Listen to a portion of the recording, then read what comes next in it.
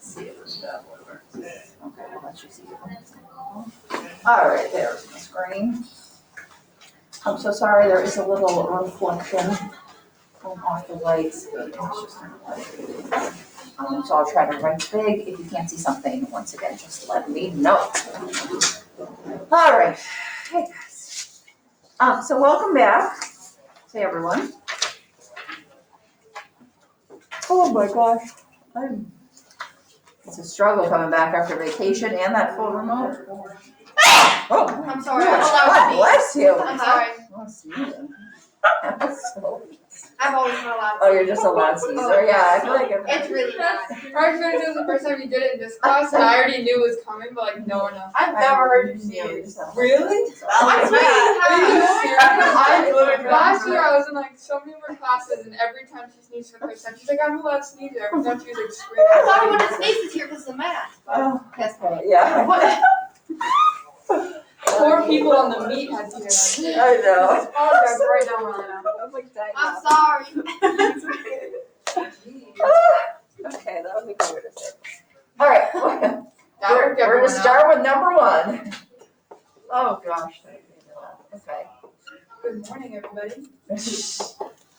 Z minus 2 over 2 Z minus. It's already the afternoon, guys. It's already. All right, so hopefully you can see that at home. Let me get a little closer. I just don't want to. There you go. Sorry for the light reflection. Okay, so once again, it's in that packet for the people here, the people at home. I did put it on Google Classroom. If not, you just write it down. So we were talking about this a little bit before vacay, but let's be honest, that was a week and a half ago, and you probably have not thought about math since, as I have not either. So just as a reminder of how to solve rational equations. Basically, you don't want fractions. So we can multiply everything by the common denominator.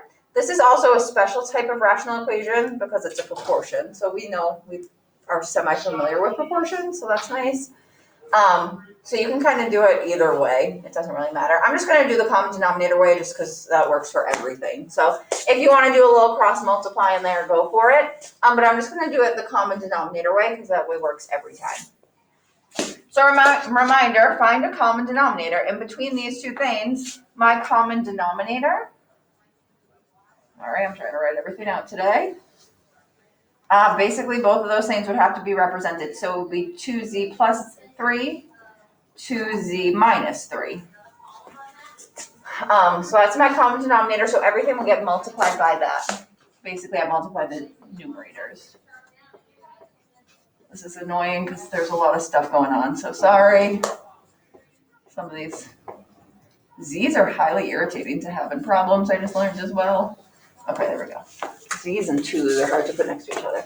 So you multiply everything by the common denominator. What happens in this first fraction is the 2z plus 3 cancels. And I'm left with 2z minus 3 from right here. And then we're multiplying that times 2z minus 3. So that's what ends up being left on the left side. On the right side, 2z minus 3 cancels. And I'm left with z minus 2 times 2z plus 3.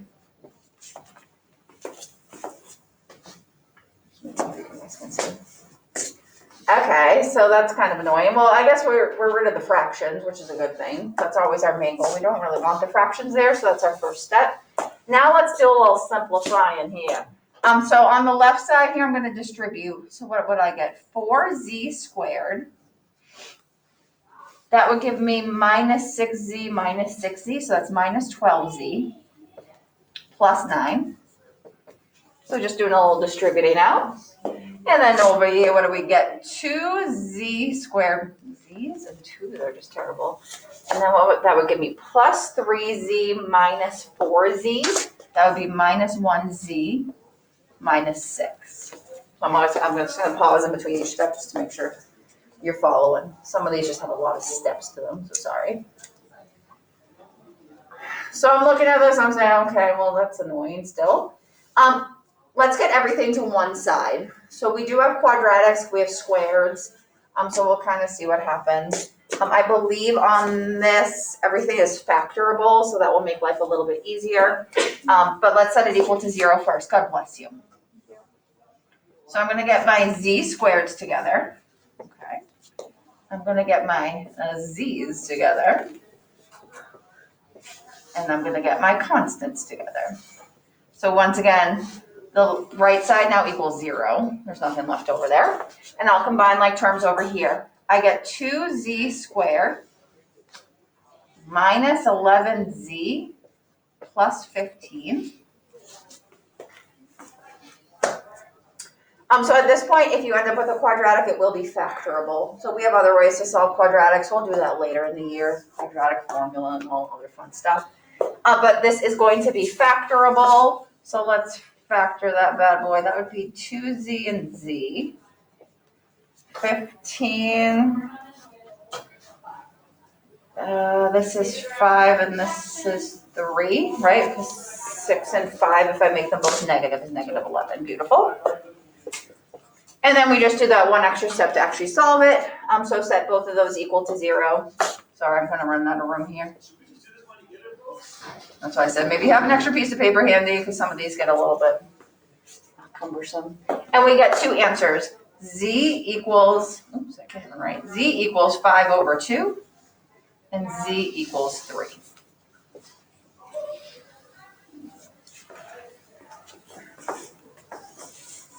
Hey guys, does anyone remember what else we have to do? You should have to check it. You have to check your answers, right? The main thing you're really checking is that the denominators aren't going to equal 0, because that will make it a no solution. But you can plug them back in all the way, whatever works. But I just kind of check the denominators quick. If I plugged either of those in to that denominator, I'm good, and then that denominator, I'm also good. Because right, my restrictions would be Z can't equal negative 3 over 2 or 3 over 2, but neither of those are my answer. So both of these would work. And I always just want to make sure I do that as an extra, not an extra step, as an actual part of the problem. So I'm going to leave that up for a minute because with the camera, I have limited space that I can use that people can actually see. So just make sure, if nothing else, you're reminding ourselves it's the Monday after vacation, that you follow it along, and obviously we'll do a whole bunch more examples as we go. But as of now, are there any questions on number 1? Anyone at home? Okay, I'll take that as great. I'll leave it up for about 15 more seconds, just so if anyone's catching up, I don't want to rush you. We'll just go in order, make it easy. So I'm going to go to number 2 next. All right, I'm going to take that bad boy down. What were the two things it couldn't be? So it couldn't be negative 3 over 2, because if that was equal to 0, okay, and then 3 over 2. Thank you. Yep. All right. So number 2. They're all kind of the same process. So it's just making sure that, if we see a different setup, we're okay. But the process is, look at the equation. Sorry, let me write the equation. Some of these are a little bit long. Okay, so look at the equation. Say, I don't really want an equation with all fractions. That looks annoying. The way we deal with that is we multiply everything by the common denominator. So common denominator, you make sure everything's represented. So I always would kind of do it off to the side, but you can just do it in your head if you'd like. But I just remind myself, what is the common denominator? I know there's going to be an x minus 5. And I also need that 2 represented. So I'm going to write it like that, 2 times x minus 5. And then we're good. Everything's represented in the common denominator. So then everything gets multiplied by that. So I kind of throw it like this. Times 2 times x minus 5.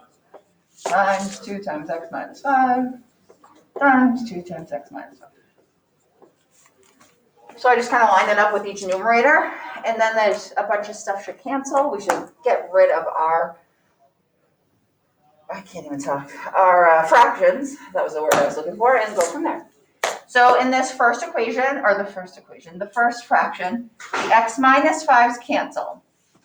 I have 2 times 3x minus 7, so I would distribute that 2 to both terms because it's a binomial, and that would give me 6x minus 14.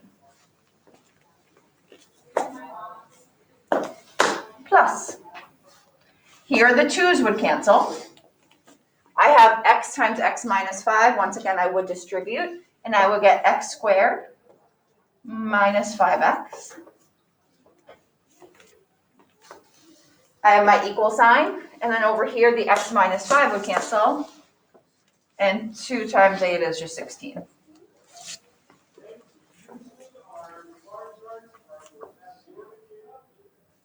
All right, we're looking good. We do see there's a quadratic because we see the x squared. So I want to put it in standard form and set it equal to 0, just to kind of see what's going on, and just have everything organized. So I'm going to put the x squared as the first term. I have 6x minus 5x. That will give me just 1x, right? And then I am going to move this 16 over here, and that would give me minus 30. 0. So if you see there's a quadratic somewhere, if you see that x squared, make it in standard form equal to 0, because it will be factorable. Once again, there's other ways to do these, but we kind of tried to spare our sanity and made them all factorable for you, so you didn't have to remember all those other ways to solve quadratics, which we'll do later. So once again, we can factor it. What do we get? X plus 6, x minus 5. If I set both of those equal to 0 and solve them, my two answers would be x equals negative 6 and x equals 5. I have to check them. What do I notice when I check them? Anyone? Yeah. Denominator will be 0, because 5 minus 5. If so, we call this an extraneous solution. Okay, it's really not a solution, because when you plug it back in, it doesn't work. So if I ask what was the answer to this would be the answer, okay? So you have to check, because sometimes you just get answers, and I don't know if they work or not. So go back and see, will it work if you plug it back in? In that case, I did get 2 answers, but only one of them actually satisfies plugging back into that equation. Okay. So I just need to see at some point that you did check it, if you put an X through it, or an extraneous, or circle the other one, but it should be obvious to me that you did check that, and you understand that that other one is not a solution. So once again, I'll give you a few seconds. I don't want to rush people. I know people at home are working too. As of right now, are there any questions on number 2? Oh gosh, sorry, we have to do a mask break. We'll do that in a little bit. Let's see how that keeps on. Okay, I'll give you a few more seconds on that. I don't like rushing you. So here's the plan. We're gonna do 2 more. We're gonna do 3 and 4. And then I'm gonna have you guys try a few just kind of on your own, see how you're feeling. With the people here, we'll take a mask break. The people at home, you guys can kind of sign off and try them on your own. And then as we finish up class, or as we come in tomorrow, we can clear up any problems, and then we'll just look at some other examples tomorrow. A lot of these examples are very similar to each other, so we might not do every one, but I can always give you the answers if you ever want to try extras and go from there. So I'm just gonna, once again, we're gonna do 3, 4, and then we'll have some time to see for you guys to try on your own. Do you have any questions, or is there anything else you'd like to go over? So number 3. Sorry, I just want to write it correctly. I'm known to write things incorrectly. And my head on. So we have n over n minus 3 plus n minus 2 over 6 equals 5n minus 1 over 4 n minus 12. Okay, just making sure I'm good. So first thing I need to do is find the common denominator. I can't start until I have that, because everything's going to get multiplied by that. So this is n minus 3, this is 6. I know those two things have to be represented. Just factor this one, so that would be 4 times n minus 3. So I know I'm definitely going to need an n minus 3 in my common denominator. And then I noticed for constant, we have a 6. And then here we have a 4. So find your least common denominator, and it would be 12. So my common denominator between all those three would be 12 times n minus 3. Any questions about getting lamb? Fabulous. So once I have that, I just remind myself I'm going to kind of go back and multiply everything by that. So I actually write it out every time. I tend to rush through things and then make stupid mistakes. So the more I write, the less mistakes I make, hopefully. And then we'll kind of just see what we're left with. So the main goal is to cancel the fractions. The first fraction, the n minus 3 cancels. And I'm just left with 12n.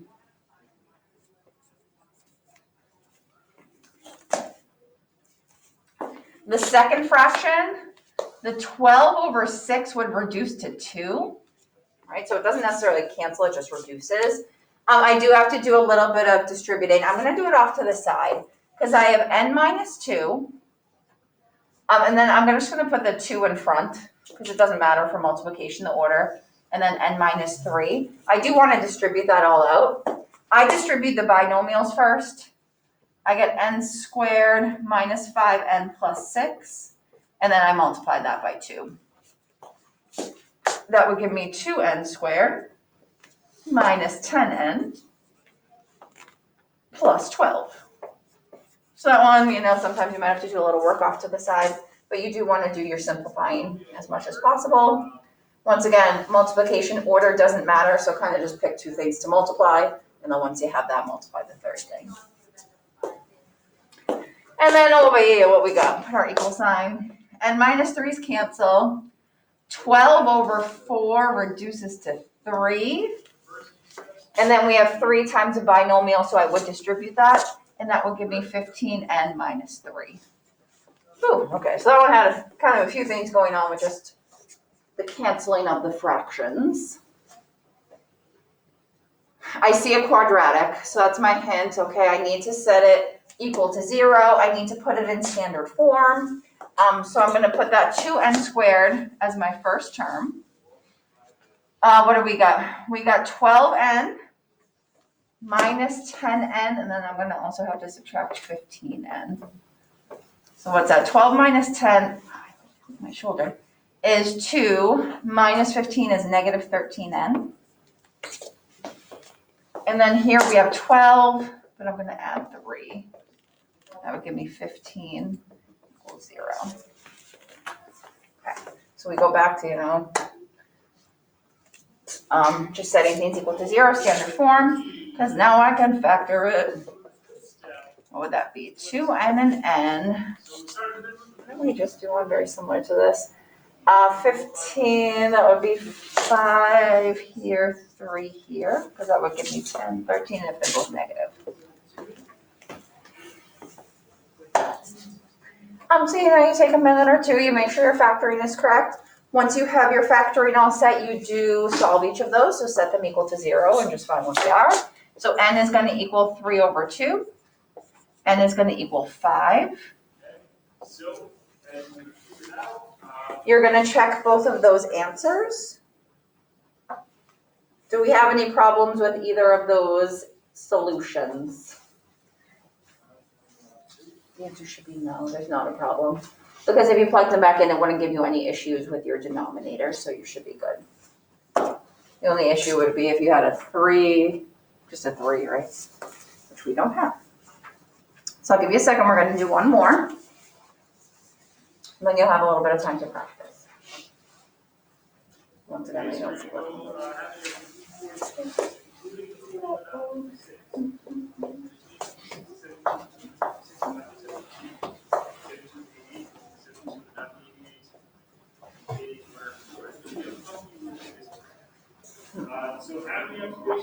Okay. Any questions with number 3 from anyone here? Anyone at home? Feel free to throw a question in too. Okay. I'm supposed to look at number 4. And then you guys will try a few. We'll see how we're feeling. We'll go from there.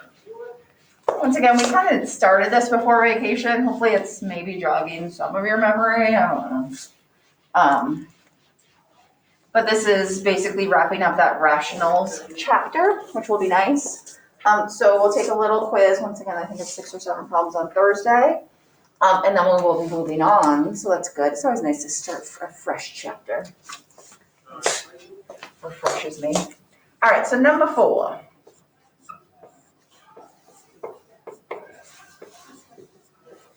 All right, let me just write it first.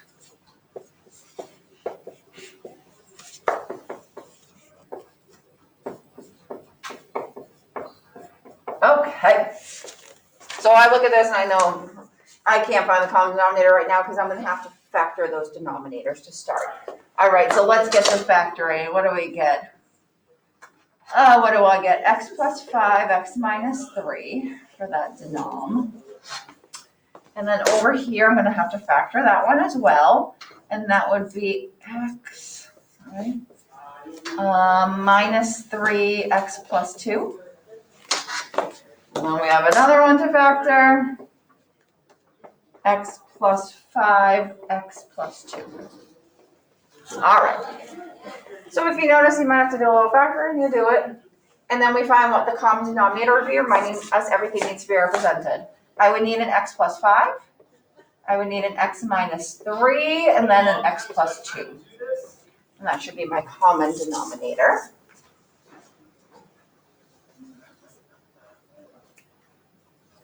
All right, so I'm going to go back and multiply everything by that. So once again, I write it all out just to hopefully not miss anything. It's kind of annoying because there's 3 binomials and then there's 3 terms, but oh well. All right. Okay, so now it's all written out. Remind myself that I'm just multiplying each part of my each fraction, each part of my equation by the common denominator. The reason I do that is to cancel my fractions.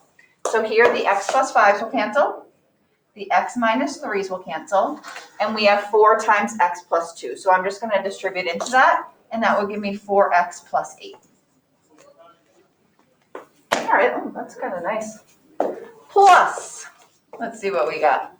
The x minus 3 cancels. The x plus 2 cancels. I'm left with 5 times x plus 5, so I'm going to distribute into that, and that will give me 5x plus 25. Beautiful. So this is actually looking kind of delightful as we go. And then over here, the x plus 5s cancel, the x plus 2s cancel, and I have 3 times x minus 3, which would be 3x minus 9. Okay, so that's not looking that bad. So let's do our best to combine like terms. We're going to set it equal, or I guess it doesn't really matter. I don't see quadratics, right? So I just want to get my x's together and solve for x. So I'm going to get my x's, or I'll combine like terms over here just to make my life easier. What will that give me? 9x. What are the 5, 6, 7, 8, 33 equals 3x minus 9. Get my x's together on one side. I don't need to worry about setting it equal to 0 because there's no quadratic. My main goal is to isolate the x. So I'm just going to move stuff over. What's that give me? Negative 42. Oh, that's kind of delightful. And x is going to equal negative 7. That wasn't too bad. It was actually a little easier than the other ones because there weren't quadratics. You didn't have to factor it to solve it. So that was nice. If I go back and look at all those, that should be fine. A fine answer. It's not extraneous because it wouldn't make anything a no solution. All the denominators are good. So that would be my final answer.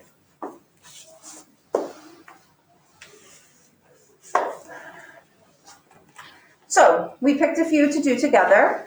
You guys are going to try some now. So for people in class, you're kind of trying them. We'll take our mass break in a few minutes. For people at home, you should be doing these now. So please actually try them. How many? There's 29 problems. We're not going to get to that many. So I want you right now to try. I'm like out of room here. try numbers. So this is kind of your practice time, but will kind of go to the end of class. So we did 1 through 4. So let's do 5 through 5. Some of these are pretty easy with a number, like 7's pretty quick, 8's pretty quick, 9's pretty quick. Those are all even proportions. And we'll go through 12, 5 to 12. That's about half, and then we'll do as much as we can tomorrow and then kind of go from there. So, in class, you guys are starting those. I'm gonna kind of be with you in a second. If you are at home, hold on, I'm just gonna stop this.